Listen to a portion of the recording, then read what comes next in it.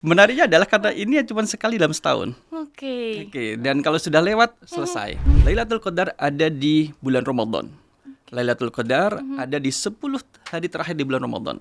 Lebih spesifik lagi adalah di waktu malam. Spesifik lagi dia adalah di malam-malam ganjil. Bukan hanya fokusnya pada ibadah pribadi aja, tapi bagaimana kita memperhatikan lingkungan kita juga ya Ustaz. Di malam kemuliaan itu kita on-kan, kita hidupkan wifi kita dengan Allah. Jadi satu malam itu sebanding dengan lebih baik dari orang yang beribadah selama 1000 bulan. Ingat ya, lebih baik, bukan sebanding. Ibadah berkualitas itu sendiri menurut Ustadz sendiri itu bagaimana? Lailatul Qadar di bulan Ramadan bagaikan oksigen dalam kehidupan kita. Oke. Iya. Kena banget sih. Semakin jernih oksigen itu, semakin sehat. Semakin jernih ibadah kita di bulan Ramadan, maka semakin besar peluang untuk mendapatkannya.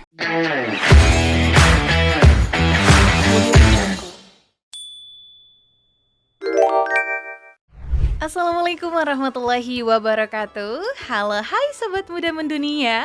Ketemu di sini bareng aku Diva di UMY Talks Season 5, Inspirasi Muda Mendunia. Oke nih, gimana kabarnya sobat mendunia? Semoga selalu dalam keadaan sehat, berbahagia, dan juga semoga Ramadan tahun ini penuh makna. Amin ya rabbal alamin.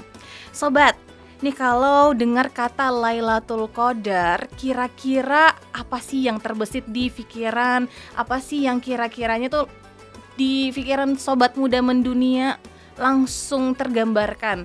Apakah 27 Ramadan atau bulan yang penuh makna, penuh cahaya, dan juga katanya kalau kita berdoa pada malam tersebut langsung terjabahkan. Nih kira-kira sobat gimana tuh sobat muda mendunia? Nah, gak sedikit dari kita yang memaknai kalau Lailatul Qadar sebagai malam yang sangat istimewa, malam yang dinanti dan diharapkan membawa banyak keberkahan.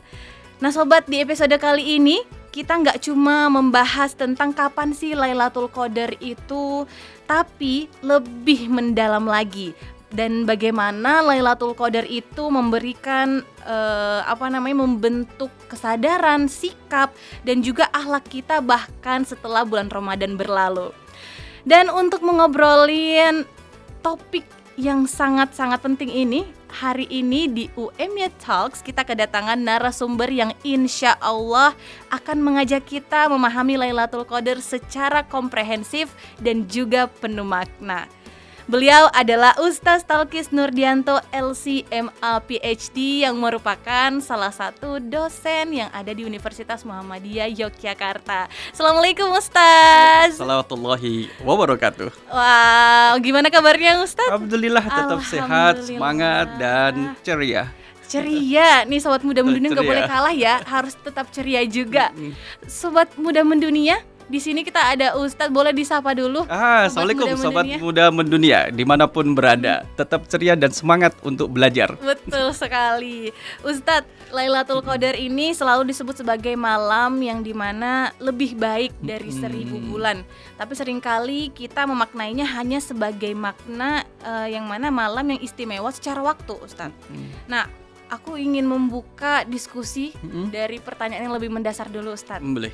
Nah, kira-kira yang disebutkan sebagai malam yang lebih baik dari 1000 bulan, apa sih sebenarnya makna utama yang ingin disampaikan dari Lailatul Qadar itu sendiri, Ustaz? Menarik. Menariknya adalah karena ini cuma sekali dalam setahun. Oke. Dan kalau sudah lewat, selesai. Nunggu tahun berikutnya. Itu pun kalau dapat. Itu pun kalau dapat ya. Sehingga pun sampai sekarang kemudian belum ada yang mendeklarasikan secara terang-terangan ya, saya dapat Lailatul Qadar loh. Oke, iya betul. Saya tidak tahu kalau dari sobat muda mendunia ada yang pernah dapat Lailatul Qadar. Boleh sharing dengan kita tentunya. Tetapi Lailatul Qadar sendiri disebut dengan malam kemuliaan atau malam di mana takdir kita satu tahun ditentukan pada malam itu. Menarik nggak? Iya, jadi betul. satu tahun yang akan datang tergantung malam itu. Masya Allah. 10 sampai 12 jam. 10 sampai 12 jam atau misalkan kalau kita sebut ya 12 jam lah dari maghrib kemudian sampai menjelang subuh. Iya, betul. Jadi waktu yang singkat itu berpengaruh terhadap peristiwa yang akan kita alami 1 tahun kemudian. Oh, Masya Allah. So, kemudian harus kita siapkan dengan sebaik-baiknya. Oleh karena itulah kemudian saya Sobat Muda Mendunia, kemudian berupaya untuk menjemput dan menghadang dan kemudian menangkap Lailatul Qadar. Oke, ini Ustadz. Nah, Lailatul Qadar sendiri kan yang sering diyakini orang-orang itu jatuhnya pada 27 Ramadan atau malam ganjil. Jadi Malam ganjil. Iya, rata-rata pantengin ganjil 10 terakhir Ramadan ganjilnya. Nah, bagaimana sih sebenarnya Ustadz Islam itu sebenarnya memandang soal kepastian dari Lailatul Qadar itu sendiri? Oke, memang disebutkan dalam satu hadis adalah di malam 27. Iya. Apakah kemudian itu terus dikunci oleh Nabi? Nabi tidak mengunci itu. Oke. Apalagi kalau mulai puasanya berbeda. Nah, betul. Oleh karena itu, dia berada di malam ganjil. Jadi kalau kita lebih panjang, Lailatul Qadar ada di bulan Ramadan. Lailatul Qadar ada di 10 hari terakhir di bulan Ramadan. Lebih spesifik lagi adalah di waktu malam. Spesifik lagi dia adalah di malam-malam ganjil. Oke. Malam ganjil. Atas apa yang harus kita kemudian siapkan? Kalau Nabi mengajarkan pada kita tidak fokus pada satu malam, Oke. itu nanti kemudian menjadi orang yang spekulatif. Hanya kemudian mengejar di malam ganjil. Maka Sobat Muda Mendunia kalau lihat malam ganjil banyak masjid yang ramai. Oke, Malam iya, genap betul. sepi. Nah, Iya, untungnya iya, adalah iya. untungnya adalah kita itu tidak terpaku pada malam-malam ganjil. Oke. Malam genap kita datang ke masjid, Oke. malam ganjil pun kita datang ke masjid. Malam genap dan ganjil kita menghidupkan malam-malam itu dengan beribadah. Mungkin ada yang dalam perjalanan, mudik misalkan. Iya. Siapa tahu Sobat Muda Mendunia masih dalam perjalanan Iya. di kapal yang perjalanan cukup panjang. Atau kemudian, mohon maaf pesawatnya delay. Tapi itu di malam hari ketika mau mudik. Apakah memungkinkan dapat Lailatul Qadar? Mungkin saja. Oke, berarti tidak tidak mematok tempat. Tidak mematok tempat. Oke, yang harus di masjid seperti Memang itu. tidak harus di masjid. Tapi Oke. kenapa disebutkan di masjid? Karena kita lebih kondusif untuk beribadah dibanding dengan tempat lain. Tapi tidak menutup kemungkinan. Kemudian orang tua yang tidak mampu ke masjid menghidupkan malamnya di rumah. Oke. Atau misalkan Sobat Muda Mendunia yang di rumah ada orang tua, ada bapak, ibu, sudah sepuh, boleh juga ditemani untuk beribadah di rumah. Menghidupkan malam itu dengan ibadah. Apa saja? Dengan misalkan tilawatul Quran. Iya. Kemudian juga dengan melaksanakan salat fardu, salat sunnah, berdoa, berzikir, bahkan bermunajat, bertobat, berinfak. Oke. Dan tidak salah juga adalah ketika memperbaiki hubungan sosial. Oh, iya. Itu juga termasuk amal-amalan yang kemudian harus kita naikkan. Tidak hanya di satu malam. Kalau kita fokus pada satu malam, kita kemungkinan adalah kalau menjaring ikan mudah lepas. Karena jaring kailnya cuma satu. Betul. Tapi kalau kita sebar 10 kail, 10 malam terakhir, bahkan 30 kail sejak awal Ramadan, kemungkinan besarnya dapat. Oke, nih berbicara terkait eksistensi ibadah juga ya Ustadz. Kira-kira apa sih sebenarnya kesalahan yang paling umum masyarakat lakukan menjelang Lailatul Qadar, bahkan pada saat di Lailatul Qadar itu sendiri? Betul. Ada kesalahan tetapi kemudian tidak semuanya ya. Oke. Yang pertama adalah kemudian spekulatif, terlalu menghitung, menunggu malam 27, Iya, betul. 27. Iya. Kadang tobat pun ditunda sampai malam 27.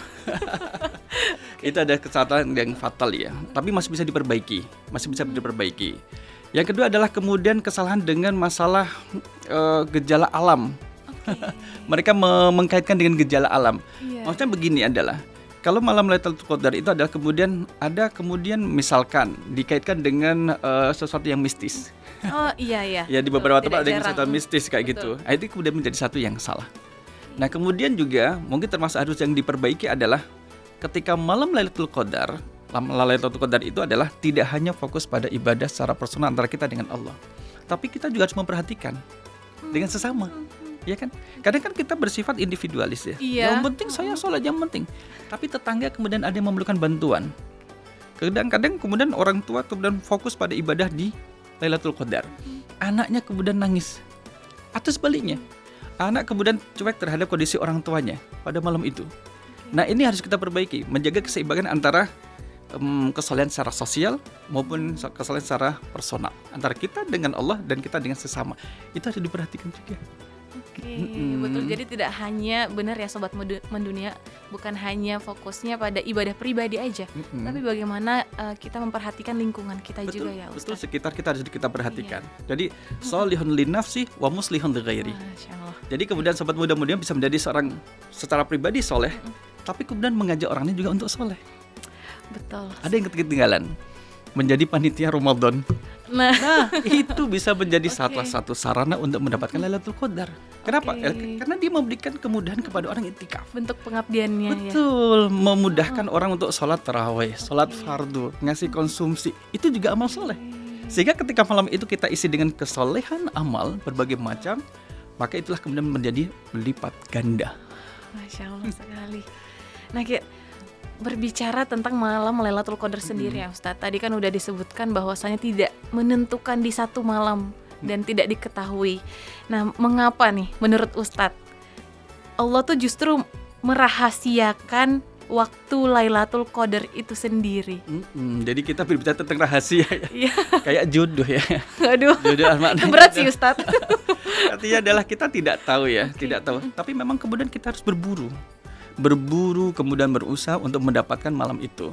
Salah satu adalah rahasianya adalah agar kita menghidupkan seluruh malam, baik malam genap maupun malam ganjil, baik di 10 hari terakhir maupun secara keseluruhan di bulan Ramadan.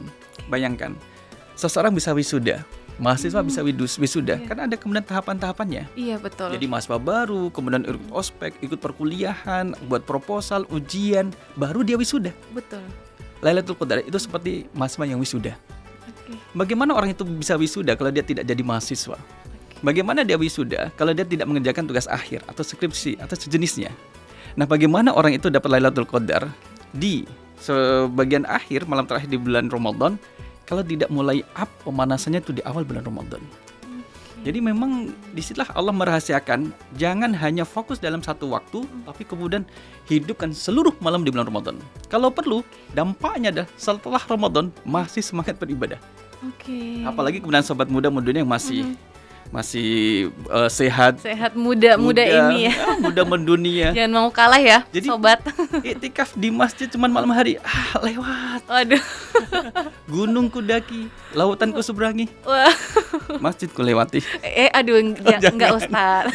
Lewat ke samping, masuklah lewat pintu samping. Maka tentunya adalah gini, kalau kita bicara kekuatan, karena Lailatul Qadar kan perlu kekuatan juga ya, fisik juga.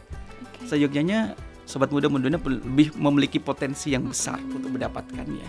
Karena secara fisik memang kuat, untuk ibadah kuat, secara sosial maupun personal itu juga kuat.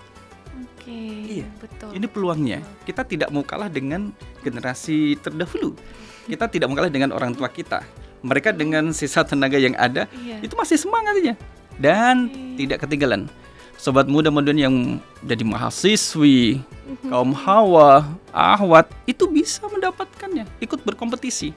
Tidak hanya untuk laki-laki, perempuan pun bisa. Itu di notes ya sobat muda mendunia.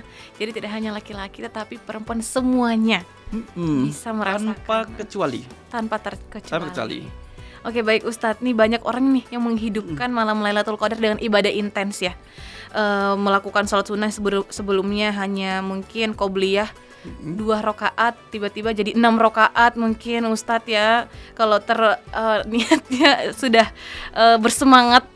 Lalu apakah eksistensi dari Lailatul Qadar itu sendiri memang melihat atau hanya terletak dari banyak ibadah yang kita lakukan? Gimana? Kalau kita lihat, dia kan cuma satu malam.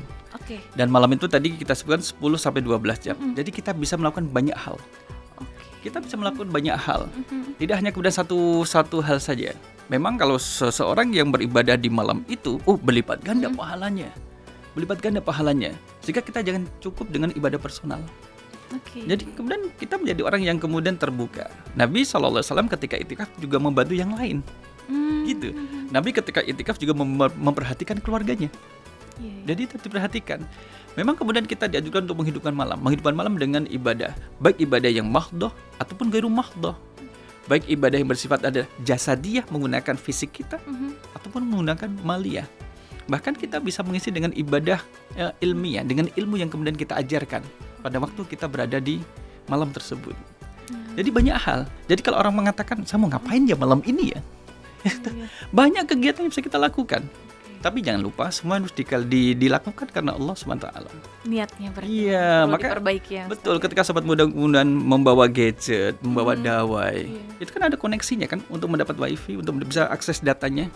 Nah di malam kemuliaan itu kita on kan, kita hidupkan wifi kita dengan Allah. Oke. Jadi jalurnya kita hubungkan, kita buka jalurnya. Ya dengan beribadah itu, dan ibadah dalam makna luas, bukan hanya sholat, bukan Iya, hanya iya. zikir, tapi ibadah dalam makna luas. Nah, terkadang memang orang-orang itu mungkin karena ilmu juga ngaruh ya Ustadz ya. Melihat kalau ibadah ya sholat, mengaji, zikir itu ibadah, sedangkan yang lainnya itu ya udah itu di luar dari ibadah. Ternyata sebenarnya tidak hanya dari Tidak hanya sholat saja, Oke. bahkan kemudian birrul walidain termasuk ibadah. oke. Jadi samping juga orang yang birrul walidain, dia kan tidak lupa untuk berdoa. Untuk kemudian Allah tetapkan takdirnya 1 tahun yang akan datang. Oke. Dengan kemudian menolong orang lain, kemudian kita jadi ingat, kita akan berdoa untuk diri kita, untuk orang lain, agar kemudian 1 tahun yang akan datang, takdir kita itu baik. Oke. Karir kita menjadi baik. Iya. Ya kan? Hubungan kita dengan orang tua dan keluarga juga menjadi baik. Bahkan kemudian cita-cita kita menjadi baik juga. Oke. Karena dimulai dari menghidupkan malam-malam di bulan Ramadan. Oke, betul berarti dimulai dengan kebaikan-kebaikan di bulan Ramadan itu sendiri. Betul. Karena pembiasaan ya Ustadz juga Dari awal. dari awal, bukan hanya menunggu harinya saja. Harinya saja. Ngitung Iya. malam ganjilnya saja. Iya. Ternyata salah kalender. Nah, Ustadz kalau kita berbicara tentang 1000 bulan, nah bagaimana sih cara memahami konsep waktunya dan juga nilai amalan dalam konteks ini seperti Betul. itu? Maka kalau kita lihat di surah Al-Qadar, Lailatul Qadri khairum min alfi syahr. Jadi 1 malam itu sebanding dengan lebih baik dari orang yang beribadah selama 1000 bulan. Ingat ya, lebih baik, bukan sebanding. Oke. Kalau sebanding itu berarti 83 tahun 4 bulan sekian. Oh, Kalau sebanding, oke, kalau oke. ini adalah khairun, lebih baik. Lebih baiknya berapa bulan? Allahu a'lam. Bisa 1000 bulan, lebih ditambah dengan lebihnya adalah 1000 bulan lagi. Boleh jadi. Boleh 1000 bulan tambah 100 bulan lagi. Allahu a'lam, tapi lebih baik. Maknanya adalah kebaikan yang kita lakukan pada malam itu kalau dibanding dengan orang yang beribadah 83 tahun 4 bulan atau 84 tahun 3 bulan, itu lebih kalah. Oke. Tapi kemudian ibadah yang berkualitas Oh, dan diperuntukkan oleh Allah, diperuntukkan untuk Allah. Maka itu yang kemudian akan diterima. Jadi kalau malam itu kemudian kita birrul walidain, berbakti kepada orang tua, Iya. pada malam itu kita menyapa mereka. Sobat muda mendunia kemudian memberikan khidmah, layanan pada orang tua, membantu menyiapkan sahurnya, atau kemudian membantu memboncengkan orang tua ke masjid untuk sholat isya dan tarawehnya. Itu lebih baik dari orang yang mengantarkan orang tuanya selama 1000 bulan. Oke, Masya Kalah dengan satu event di Lailatul Qadar. Sehingga kemudian kita tidak fokus pada satu ibadah kan. Kita banyak ibadah yang kita lakukan. Iya, betul. Baik untuk diri kita, untuk keluarga, pun untuk orang lain. Bahkan kemudian mahasiswa yang malam itu mendoakan dosennya. Sekecil itu ya. Oh, Masya Allah, itu lebih baik daripada orang mahasiswa mendoakan dosennya selama 83 tahun lebih. Lebih banyak kan? Oke. Kalau dibalik, kalau malam itu dosen mendoakan mahasiswanya dengan doa yang baik, itu jauh lebih baik daripada orang yang kemudian beribadah 1000 bulan. Oke. Maka kemudian orang kita berlomba-lomba. Oleh karena itulah Rasul SAW itu kalau di bulan Ramadan, baik siang ataupun malam, Iya. tetap melakukan kebaikan, termasuk sedekah. Mengalir. Sekarang gini, apa yang kemudian bisa kita lakukan? Sobat muda mundunya kemudian memiliki habit ya, kebaikan yang terus menerus. Silahkan dirawat dan dijalankan, diamalkan pada malam tersebut. Yang kita masih tidak tahu, maka kemudian kita tidak spekulatif. Iya. Maka lakukanlah kebaikan di malam-malam, mulai dari kemudian berbuka puasa sampai nanti akhir dari waktu sahur. Oke. Tadi saya mau bertanya nih Ustadz. Tadi kan Ustadz mention terkait ibadah yang berkualitas. Sebenarnya dari sisi ibadah berkualitas itu sendiri menurut Ustadz sendiri itu bagaimana? Satu, memenuhi 3 syarat. Yang pertama adalah kemudian dilakukan oleh seorang muslim. Oke, keislamannya tidak kemudian terjangkiti sama penyakit. Oke. Apa itu penyakitnya? Penyakit syirik, Oh. penyakit riya. Jadi harus murni, pure, murni, bersih. Yang kedua adalah kemudian diniatkan karena Allah Subhanahu wa taala. Dia harus ikhlas. Jadi ikhlas itu adalah mau dilihat orang ataupun tidak itu bukan orientasi. Dipuji ataupun tidak itu bukan orientasi kita. Ada yang like atau kemudian subscribe ataupun tidak itu bukan orientasi kita. Karena kita melaksanakan atas petunjuk. Nah, yang ketiga adalah ittiba'un nabi, mengikuti dengan apa yang diajarkan Nabi. Nabi kalau mengajarkan misalnya melaksanakan ibadah, Nabi membaca Quran, kita baca Quran, berarti kita mengikuti Nabi. Nah, yang tidak diikuti, yang tidak dikasih contoh sama Nabi, tidak perlu kita lakukan untuk ibadah. Untuk ibadah dalam makna ibadah mahdhah ataupun ghairu mahdhah. Nah, jadi sangat banyak. Ya, inilah kualitas ini harus kita jaga. Jadi kita tidak fokus pada kuantitas, tapi kualitasnya gitu. Karena apalagi malam itu sangat singkat. Maka perlu pembiasaan dan kematangan. Boleh jadi kematangan ibadah kita itu jatuhnya pada malam kemuliaan, Lailatul Qadar. Oke, betul sekali sih Ustadz. Nah, Ustadz, di era sekarang kan udah di era yang begitu cepat ya. Scroll, buka aplikasi ini sudah langsung menemukan informasi dengan ritme yang sangat cepat, khususnya untuk anak zaman sekarang. Nah, lalu bagaimana sih cara untuk menghidupkan Lailatul Qadar yang secara realistis, khususnya bagi mahasiswa yang dan juga generasi muda saat ini, Ustadz? Kita harus bermain cantik ketika kita berinteraksi dengan dunia. Ya kan? Kita buka pintu-pintu langit. Kalau misalkan di siang hari kita sudah sibuk dengan rutinitas dunia, berapa jam kita sudah scroll gadget kita. Sekarang kemudian kita scroll tanda-tanda kekuasaan Allah di malam tersebut. Di malam-malam Ramadan, 10 malam terakhir, kita scroll ayat-ayat Al-Quran, kita scroll hadis Nabi, kita scroll hikmah-hikmah, kita scroll doa-doa kita. Kita buka lagi kemudian pengalaman kita dari hari yang lalu. Mungkin ada kesalahan yang perlu kemudian kita mintakan ampunan dari Allah. Nah, itu yang harus kita buka. Itu kita buka. Jika kemudian kita keinginan mau membuka gadget, nunggulah besok. Masih ada waktu untuk gadget. Tapi untuk malam sangat terbatas. Yang ini kemudian pakai skala prioritas. Iya. Maka wifi-nya kita dengan Allah kita buka. Wifi dengan dunia kita tutup sementara. Bisa nggak seperti itu? Iya, betul. Berarti bagaimana prioritas yang kita tentukan ya? Betul. Balik lagi ke diri sendiri. Dan juga seberapa gregetnya kita menganggap Lailatul Qadar itu penting bagi diri kita. Iya, kalau kita menganggap bahwa itu biasa, besok tahun depan akan ada lagi. Kalau tidak dapat juga ada lagi. Ya, maka tidak maksimal. Kalau misalkan sobat muda menduga mengatakan bahwa tahun ini Ramadan saya harus lebih baik dari tahun sebelumnya, maka itu menjadi kekuatan. Itu menjadi cemeti untuk menjadikan kita lebih semangat dan lebih ikhlas dalam beribadah. Gitu. Lihat gadget yang dibuka, ya kemudian Al-Qur'annya. Yang didengarkan, ya kemudian murotalnya. Yang didengarkan lantunan doa, zikir dan sebagainya. Jika dia tidak mau membaca sendiri, ya kan? Kalau dia harus kemudian mengetik, maka tiada lain yang dia ketik kecuali nasihat-nasihat yang baik yang disampaikan pada orang lain. Betul.